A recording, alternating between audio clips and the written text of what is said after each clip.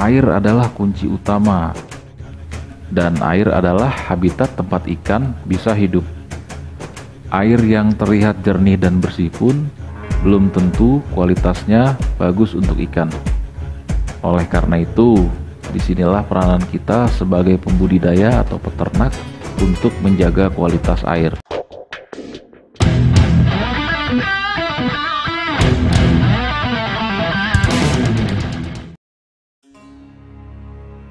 Hal paling utama yang mesti diperhatikan dalam budidaya atau sekedar memelihara ikan, entah di kolam atau di akuarium, yaitu airnya. Air yang kelihatan bersih dan jernih belum tentu baik loh untuk ikan. Untuk menjaga kualitas air sebenarnya mudah. Gimana caranya? Simak video ini. Di video ini saya akan membahas cara menjaga kualitas air untuk kolam ikan supaya ikannya tetap sehat dan segar.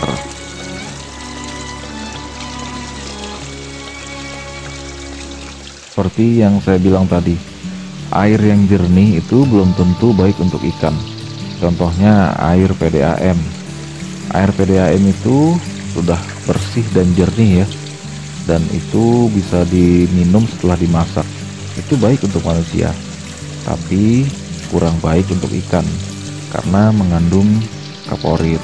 Jadi kalau kolamnya pakainya air PDAM, saya rasa perlu diolah dulu ya dengan cara dikasih anti klorin yang untuk menetralisir kaporitnya. Sebelum ke pembahasan cara menjaga kualitas airnya, saya mau jelaskan dulu apa isi di kolam ini. Di kolam terpal ini saya isi ikan nila yang ukurannya lumayan besar, yang 1 kilo bisa isi 3-4 ekor. Air yang saya gunakan buat ikan nila di kolam terpal ini menggunakan air tanah yang sudah diendapkan di kolam penampungan stok air.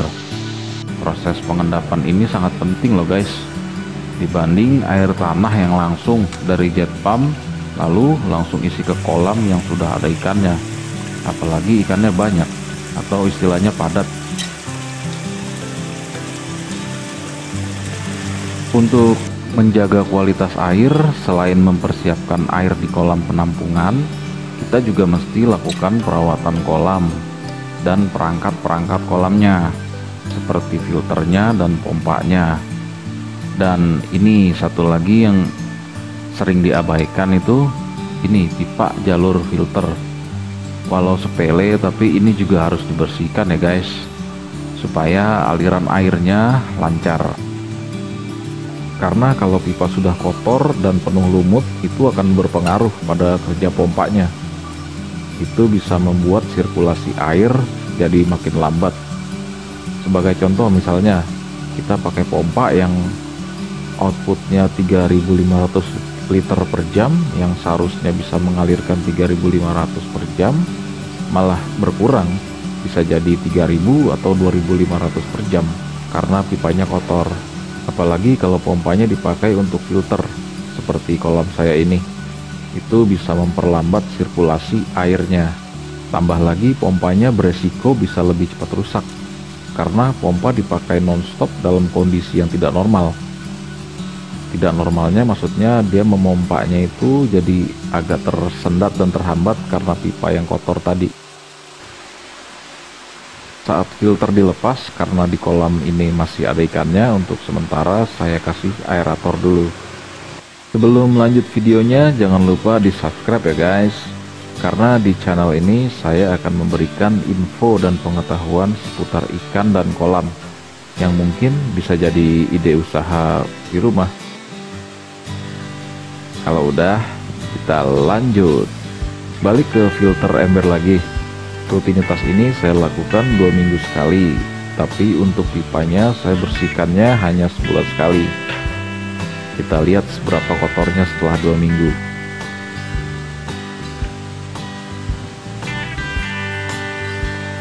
Cara membuat filter ember ini bisa dilihat di video saya yang sebelumnya. Video-video saya yang sebelumnya juga ada banyak informasi dan tutorial lainnya seputar ikan dan kolam. yang sangat bermanfaat dan cocok buat yang baru memulai usaha di bidang perikanan atau budidaya ikan.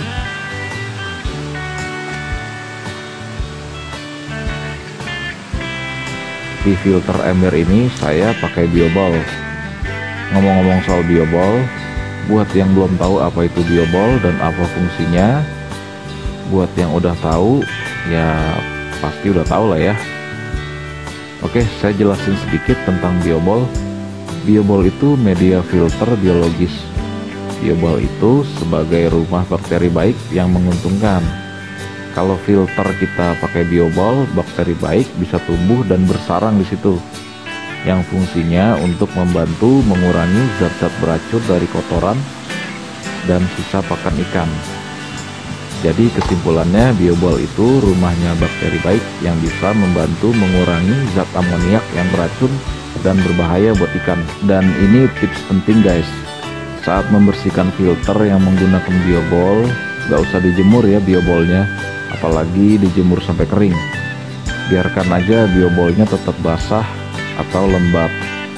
Taruh aja bioballnya di ember atau wadah yang berisi air. Tujuannya supaya bakteri baik yang sudah ada di bioball bisa tetap hidup.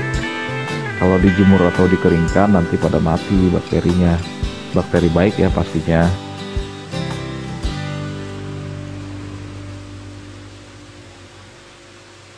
Masih lanjut proses perawatan dulu ya guys.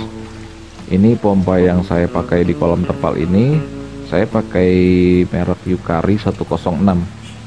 Ini baru saya pakai 1 bulan. Di video berikutnya akan saya review detail pompanya. Jadi sekali lagi jangan lupa di subscribe ya. Aktifin juga loncengnya biar tahu kapan saya upload video-video selanjutnya. Kalau ada pertanyaan seputar ikan dan kolam, jangan sungkan-sungkan tinggalin pesan aja di kolom komentar. Setelah beres dan filter sudah dibersihkan, langsung aja pasang lagi filter dan pompanya. Bagian dasar kolamnya juga dibersihin sekalian ya, supaya kotoran ikan dan sisa pakan yang nggak kemakan itu bisa langsung kebuang. Karena kalau kelamaan ngendap itu malah jadi racun. Kalau ngandelin filter aja nggak bisa juga, karena pompanya kan hanya diam aja di satu tempat, nggak bisa nyamperin di mana kotorannya mengendap. Tapi ini untuk kolam skala kecil aja sih yang bisa pakai cara gini, pakai selang. Kalau untuk kolam besar mungkin beda lagi ya cara bersihin dasarnya.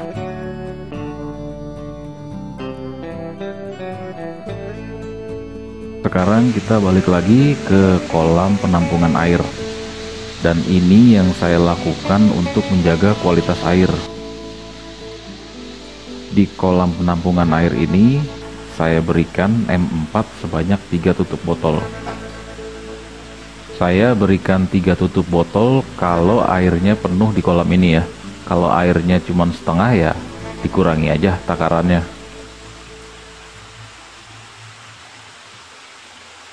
Cara menjaga kualitas air seperti yang saya lakukan ini bisa juga untuk ikan-ikan air tawar lainnya ya. Apalagi untuk ikan lele. Karena ikan lele itu terkenal tahan dengan air yang kondisinya kurang baik sekalipun. Tapi balik lagi bagaimana caranya, sudah betul atau belum?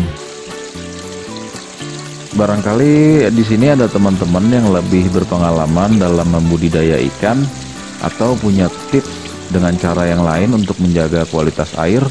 Boleh dong berbagi di komentar supaya bermanfaat dan menambah wawasan buat saya pribadi. Dan supaya teman-teman lainnya juga mendapat pencerahan bukan cuma dari saya aja, tapi dari banyak sumber. Buat yang baru nonton dan para pencari informasi lewat YouTube, kalau sekiranya video ini bermanfaat dan menginspirasi, sebagai warga Indonesia yang baik, jangan cuma ditonton aja ya guys. Jangan lupa di subscribe juga, karena subscribe itu gampang, tinggal pencet.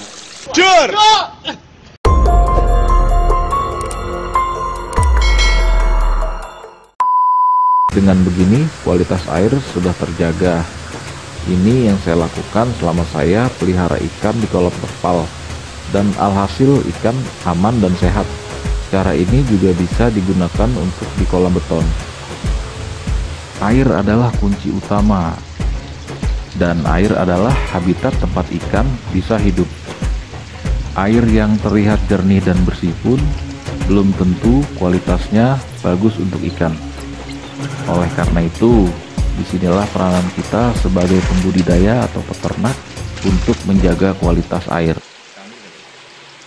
Dari video ini kesimpulannya, apabila kita ingin usaha di bidang perikanan atau sekedar ingin memelihara aja, entah itu di kolam beton, tembok seperti ini, atau kolam terpal, atau akuarium, atau dimanapun itu, yang terutama kita mesti perhatikan itu airnya ya.